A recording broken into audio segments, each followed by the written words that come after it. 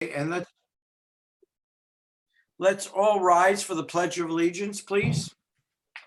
I pledge allegiance to the flag of the United States of America, and to the to the republic republic for which it stands, one nation, under God, with indivisible, liberty and justice for all. Okay. Okay. We have a October 12th BZA minutes to look at. Has everyone had an opportunity to review the minutes? And are there any corrections, or do we entertain a motion to approve? Mr. Chairman, I'll make a motion to approve as presented. Okay, is there a second to that?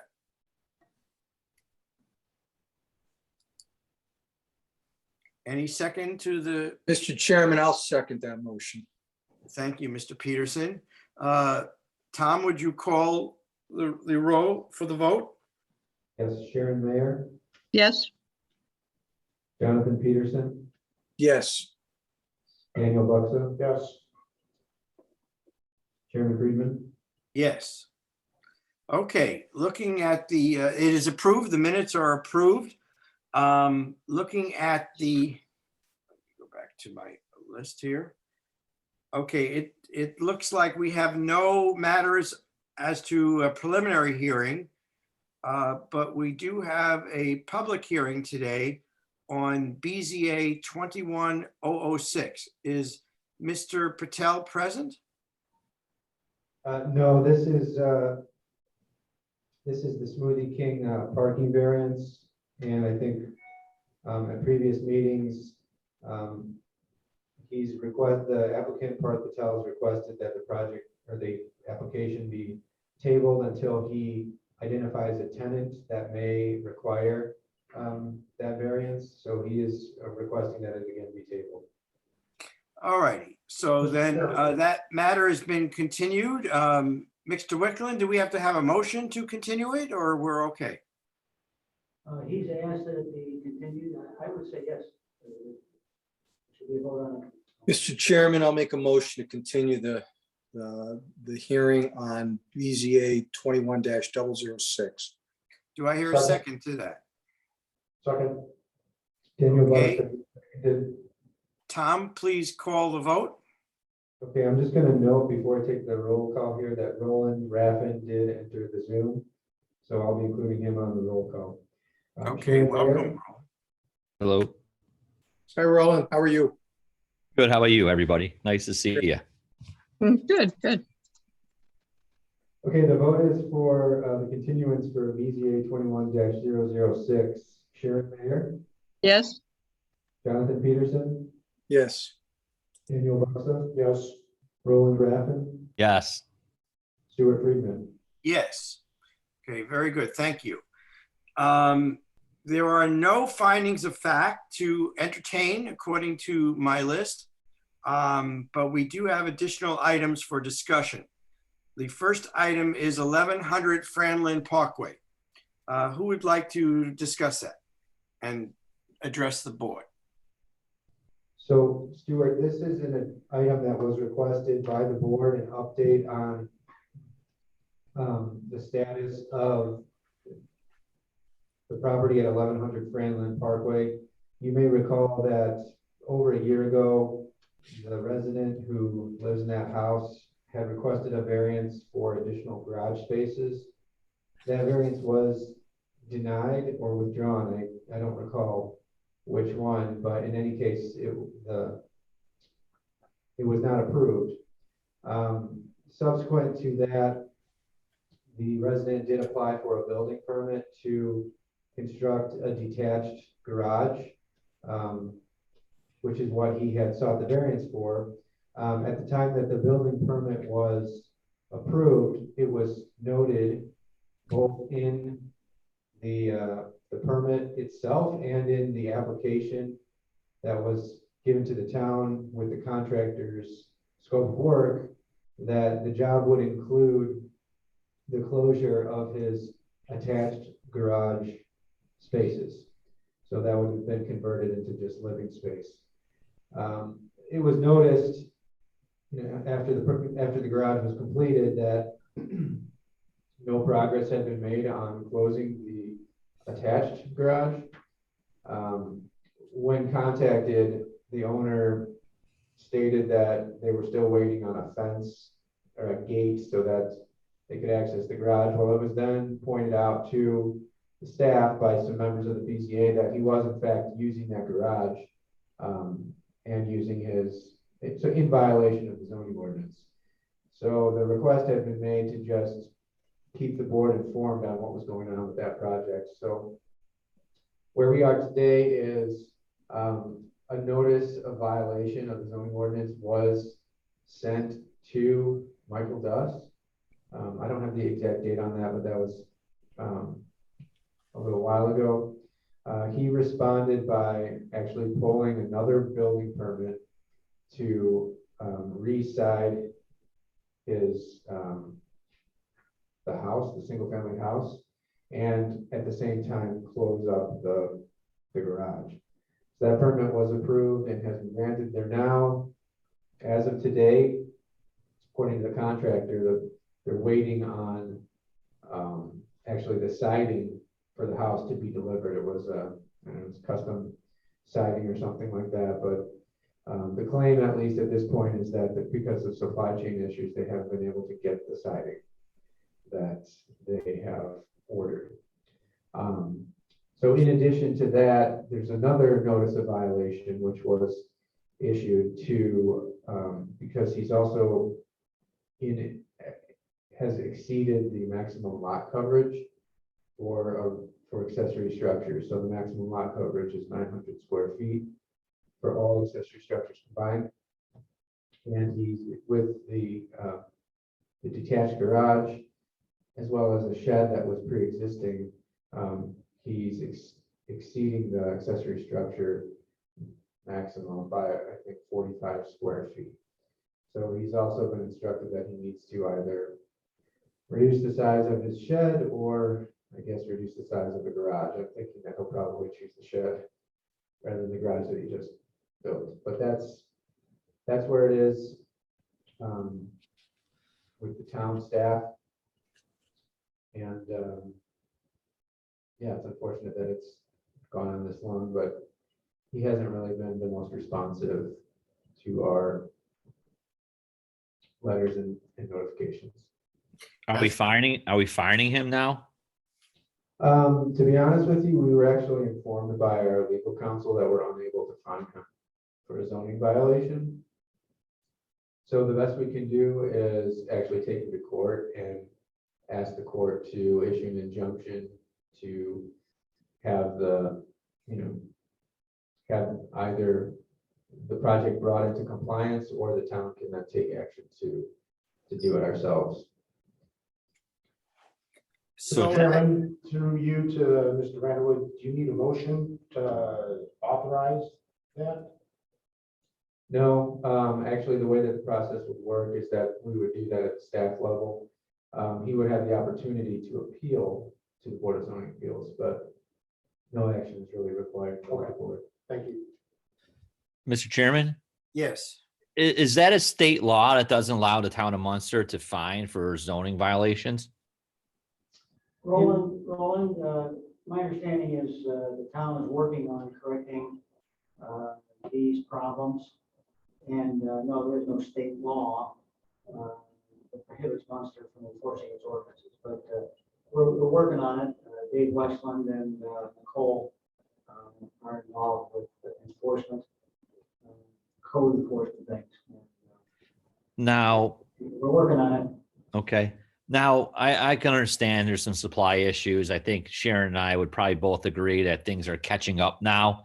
But it probably doesn't stop him from having the garage door taken out on the structure and having the opening framed up and ready to go, that when the siding comes, he could put it up.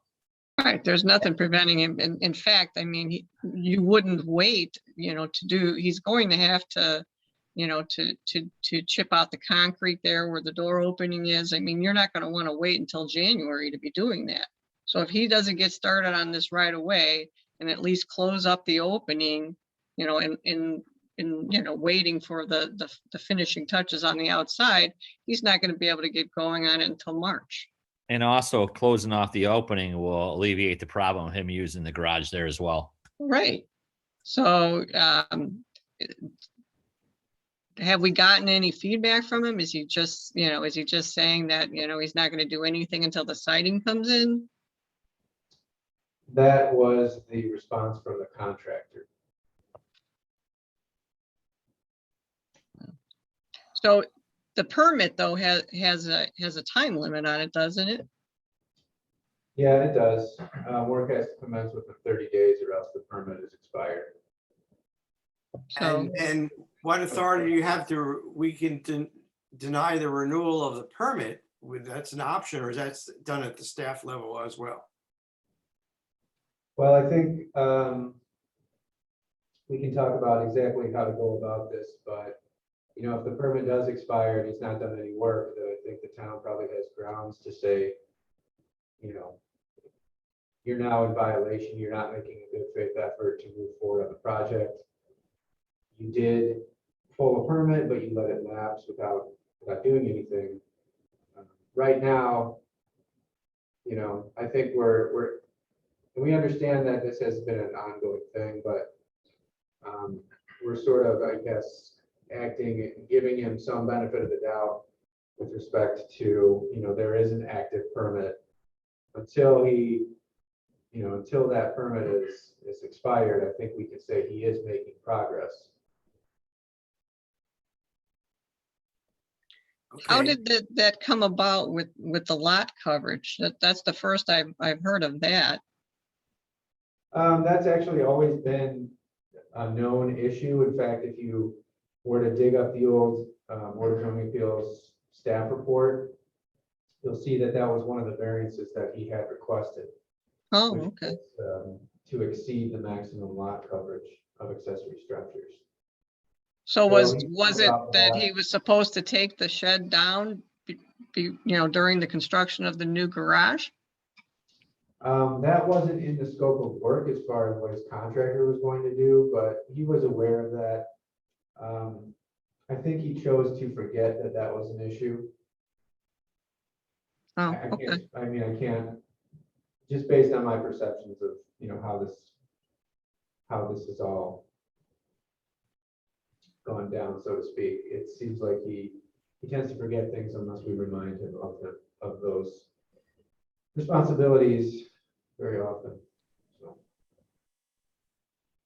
It sounds like a very frustrating experience. So the town is going to monitor, the staff is going to monitor the situation and report back to us as to what's going on.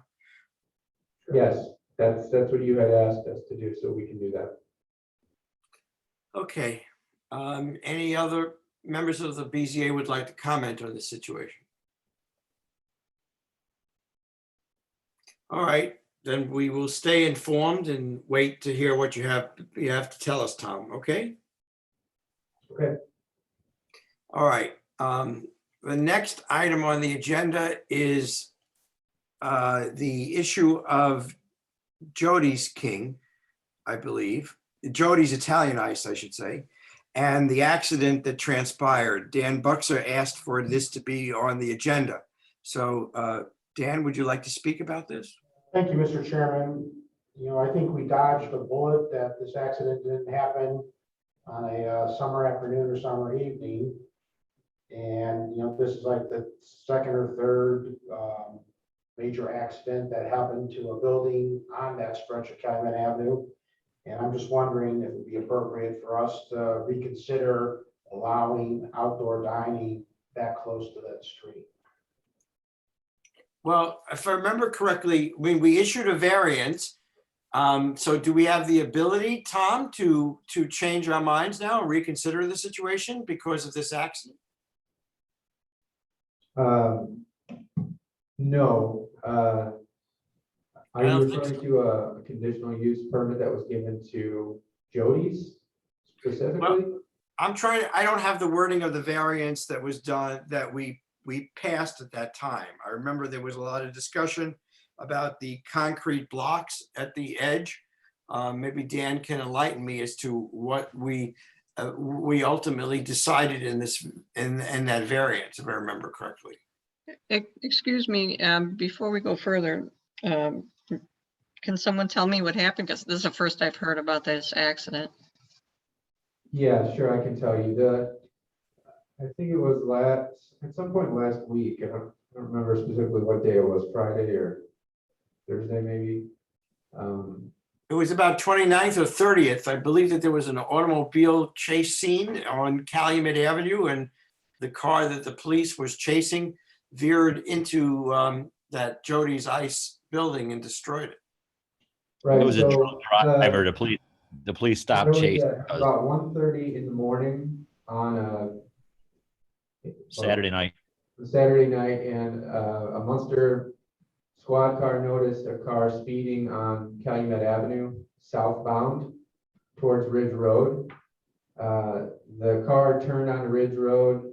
The officer put his lights on, and at that point, the car turned into a parking lot off of Ridge Road, cut through the parking lot at a high rate of speed to Seaburger. And the officer turned his lights off because he wasn't going to give chase, so to speak. But the car ended up speeding down Seaburger East and just apparently lost control and drove across Calumet Avenue through the town of Munster planter in front of Jody's Italian Ice and sort of hit Jody's Italian Ice and went through it and ended up in the parking lot behind Jody's Italian Ice. At that point, the officer, approached the vehicle. It turned out to be a intoxicated 18-year-old girl, and she was, I guess, arrested.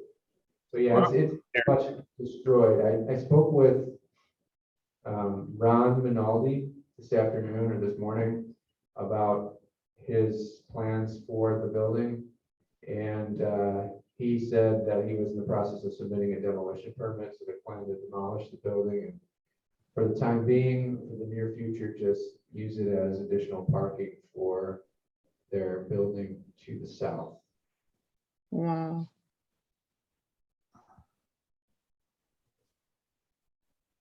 So, Mr. Chairman, I guess I would renew my question. Is there anything that this board can do to ensure the safety of our citizens that may be walking along, or pedestrians or whatever, on that area of Calumet Avenue? Well, I guess I have to ask Mr. Wicklund or Tom we have to procure what we issued, what we ordered that evening and what we allowed them to do, and whether we have the ability to change that now. Mr. Chairman, if I could, not necessarily reflecting on just that particular petition, but in general. Well, in general, I mean, I was never in favor, if I remember that situation, Dan, I was never in favor of having any outdoor dining so close to Calumet Avenue. I felt it was I agree with an you. accident waiting to happen. And I think you and I were the ones that really, voiced our concern, if I remember correctly, on that night. And clearly, I think that we have an obligation in the future when we consider situations like this, that Calumet Avenue is not a slow road. People are going at very high speeds along those roads, and we can't have any as business establishment with a congregation of people so close to the edge like that. That's my impression. If I can add to the conversation, outdoor dining is a conditional use, which requires a public hearing and review by the Board of Zoning Appeals and a recommendation to the town council. So the authority to at least advise and secure commitments and ensure the safety of outdoor dining is in the hands of the Board of Zoning Appeals already. And I think that in the past, the board has always, at least at the time that I've been here, has always reviewed outdoor dining requests pretty closely and had some always had pointed questions about whether or not it was going to be safe. The only project on Calumet Avenue that's been approved since I've been here is the outdoor dining, if you would call it, at Johnny's Tap. And I know one of the conditions for that favorable recommendation was that they actually install heavy duty bollards between the outdoor dining and the sidewalk. So that is in place over there. They're disguised as the fence posts in that fenced area in front of the building. But I would just say that, you know, the board continues to have that power and that authority and that oversight. Thank you. So. Well, thank you. I do. Mr. Chairman, I have Sure. a question for Mr. Sure. Wickland. If the structure that obtained the variance is demolished, doesn't the variance lapse? I would think so. I would think Really? so. Take a look at that. I think that's an important question because, again, I'm speaking just from vague recollection. I remember years ago, whether a structure remains standing, if some portion of it remains standing or not, turned out to be a relevant issue for whether a grandfathering scenario could continue. And the conclusion that we came to is that if the structure was demolished, the property reverted to the zoning then in existence, and a new variance would have to be obtained. And I'm just wondering if this structure is completely demolished, if that same thinking, if that same legal conclusion might apply. I think that's worth investigating, Mr. Wickland. Yeah, I'd be happy to do that. I think you're right, John. And however, knowing that they're going to tear it down, it may be a moot question, but we'll take a look at it. But Well- yeah, I agree with Jonathan that David should look into this because clearly if they come back to us and they want to rebuild, I want to know whether we have recourse to comment and review that situation carefully again, or do we have to abide by the existing action that we took previously? Mr. Chairman, I would assume if the town has them rip out the foundation, there is no structure, there is no building, I would assume they'd have to go through the whole process again. It would seem to me that way, but we'll have to have Mr. Wickland check that. Yeah, that's Tom, correct.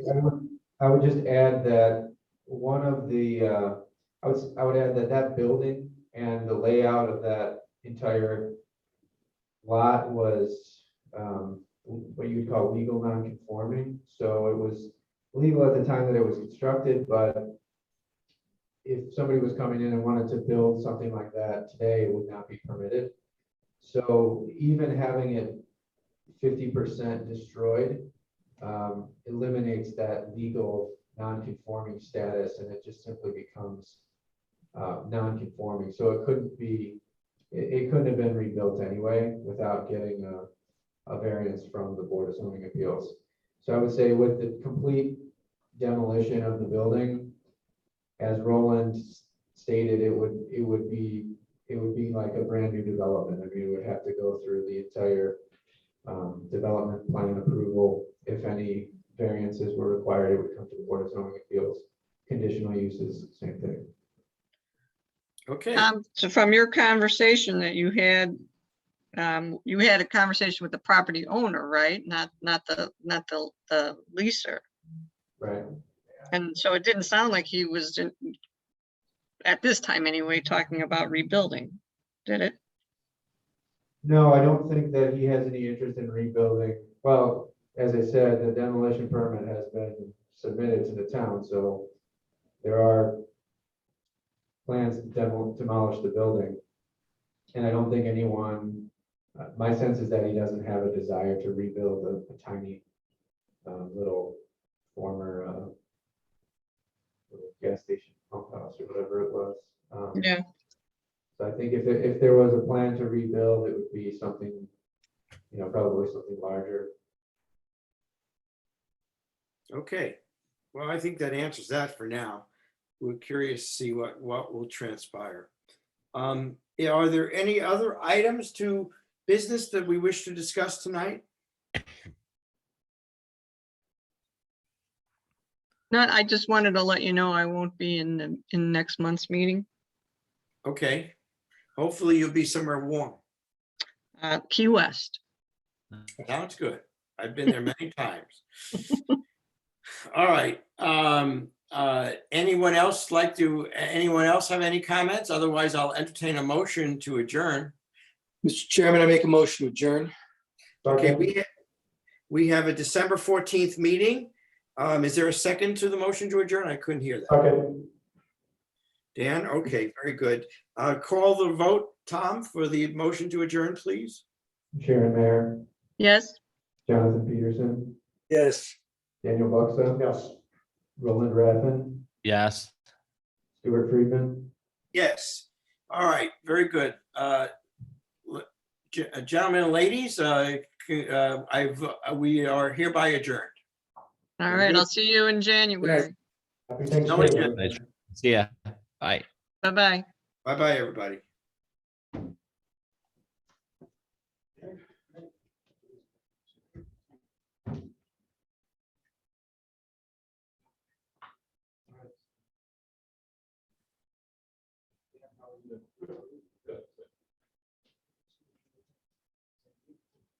Calls today? Chime in on officiating?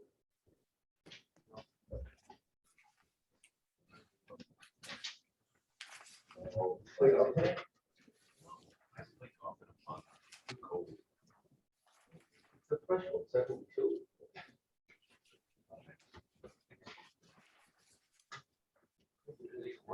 If it works out on Sunday, it was a beautiful day, it was in the office all day.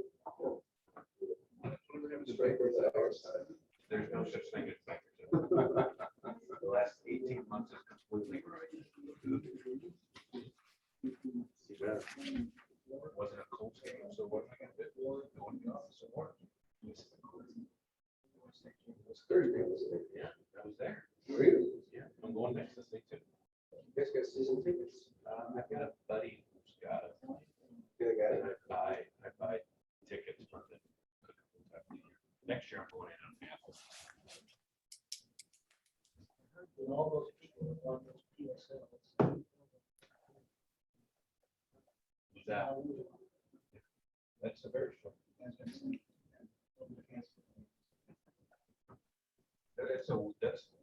could be the question. We do.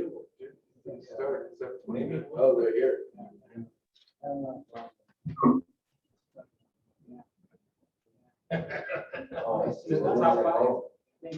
He's watching UK. No. No. Well, when the Ohio State game's over, you can come in. Stewards are rolling and Steve.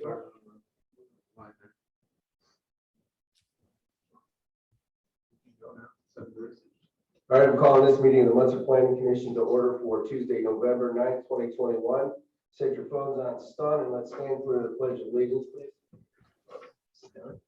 Pledge allegiance to the flag of the United States of America and to the Republic for which it stands, one nation under God, indivisible, with liberty and justice for all.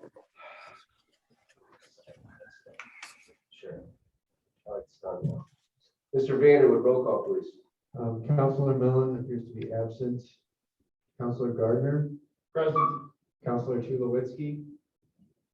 I can see him on the Zoom. Present. Council, Stuart Friedman, Present. Roland Raffin, Here.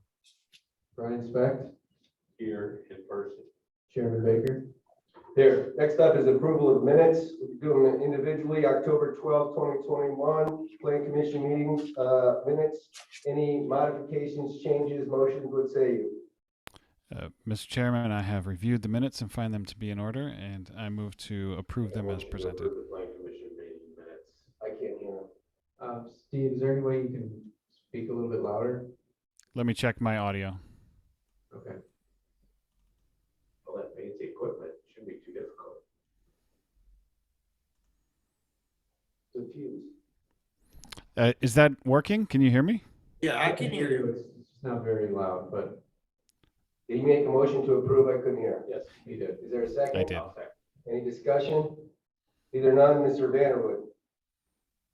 Counselor Gardner, Yes. Counselor Tulowitzki, Yes. Stuart Friedman, Yes. Roland Raffin, Yes. Brian Specht, Yes. Chairman Baker. Yes, next up is the plat committee meeting for minutes from October 12th, 2021. Any modifications, motions, what say you with regards to the minutes from the plat committee meeting? Mr. Chairman, I move to approve these minutes. They are correct. There's a I'll motion, second. there's a second. Second. And a second, any discussion? Mr. Vanderwood. Counselor Gardner, Yes. Counselor Tulowitzki, Yes. Stuart Friedman, Present. Yes, yes, yes. Roland Raffin, Yes. Brian Specht, Yes. Chairman Baker. Yes. No preliminary hearings tonight. Next up is public hearing, PC 21-013, commercial subdivision preliminary plat, and PC 21-014, developmental plat approval. This is for the hospitality project services requesting an amendment to the Lake Business Center PUD approval of the second subdivision of Lot 1 of Lake Business Center subdivision and approval of a development plan to permit the development of a home to suites hotel at 9200 Calumet Avenue in the Lake Business Center PUD. Mr. Vanderwood. Yes, there are two items on the agenda tonight. These are continued public hearings for the commercial subdivision preliminary plat and the development plan approval for this project. Last month, there was a public hearing held, and the planning commission voted to send an unfavorable recommendation to the town council to amend the Lake Business Center plan unit development. That has not gone to the council yet because it's awaiting the approval of the findings of fact this evening and the approval of the minutes from last month's meeting. So that'll be submitted to the council next Monday, and based on their vote, either to approve the PUD amendment or not, that will affect these two remaining actions. If they do approve the planned unit development, then it would be appropriate to go forward and consider the plat and the development plan. If they deny the zoning amendment, the PUD amendment, then the other two petitions essentially are dead on arrival because they don't comply. So is it safe to assume, Mr. Wickland, that no action is required on these because the town council hasn't made a decision on our first Yes, issue? yes, but for the indication that Mr. Vanderwood has pointed out here, continue the public hearing on those plats. So we're still having a public hearing. We will, this public hearing will be deferred on those two items. Thank you. You're welcome. So that being said, is there any questions, motions, back to the commission? Do we need to make a motion to defer? I'll make the motion to defer until after the Munster Town Council has reviewed. I will second that motion. There's a motion and a second. Is there any discussion? Either none. Mr. Vanderwood. Counselor Gardner, Yes. Counselor Tulowitzki, Yes. Stuart Friedman, Yes. Roland Raffin, Yes. Brian Specht, Yes. Chairman Baker. Yes. Next up is the findings of facts, PC 21-012, Plan Unit Development Amendment, Hospitality Project Services, requesting an amendment to the Lake Business Center PUD to permit the development of a home to suites hotel at 9200 Calumet Avenue in the Lake Business Center PUD. So there's a findings of facts. Mr. Vanderwood, brief description, what happened there? Sure, this is just basically documentation of the decision that was made at the last meeting with respect to the unfavorable recommendation for the amendment of the Lake Business Center plan unit development. You'll find that the findings of fact are fairly self-evident as far as what they're doing. There's some There's some language in there that relates to the discussion that was had about the parking deficit and the lack of having a comprehensive plan that addressed the appropriate uses in that area. So based on that, as documented in this findings of fact document, the vote was taken 5-1 to send an unfavorable recommendation. Mr. Chairman, I would make a motion that we approve PC 21-012 Plan Unit Development Finding of Facts. There's a motion. Is there a second? Second. And a second, any discussion? Stamping what we did last time. Mr. Vanderwood. Councilor Gardner, Yes. Councilor Tulowitzki, Yes. Stuart Friedman, Yes. Roland Raffin, Yes. Brian Specht, Yes. Chairman Baker. Yes. Next up is PC 21-016 Community Resources, Inc., requesting approval of the preliminary plat for Community Resources, Inc. Phase 2. Again, this is a finding of fact. Same speech, Mr. Vanderwood?